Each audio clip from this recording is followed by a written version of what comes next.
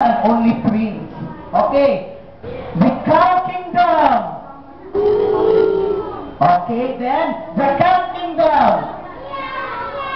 Okay, so murag si Kuya Pao ang si Kuan Cat, the Cat King. Okay? So, sa inyong nabatayan karon, di ba, episode na to, listen, sa ako ang teamwork kids, sa instructions ni Kuya Darius ganina, ang inyong pag-angay na gibuhat inyong di-create ang inyong respective sounds inyong gikusog. Tapos, after nyo dimension ang inyong mga sounds, inyong na po gipaminaw o taro, you must have listened carefully sa other kids kay para makita ninyo ang inyong kauban sa inyong kingdom. So, congratulations sa God Kingdom na mo'y nakakuha dayon sa ilahang kingdom. Tapos second ang cat.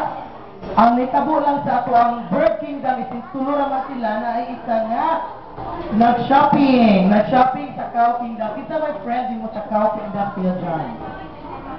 Na kay friend sa Cow Kingdom? Kaya ato makaitapok ganina. Wala lang, gusto lang siya makikubat sa mga cow. Okay, so that is it. So karon mangalo si Kuya RC o usaka lesson o usaka kan ang insight na inyong na-feel about the game. Ari ko ni Kuya James. Okay, Kuya James. So, kung tama ninyong, yung sa mong ikasulti Kuya James sa game of Find Your Kingdom about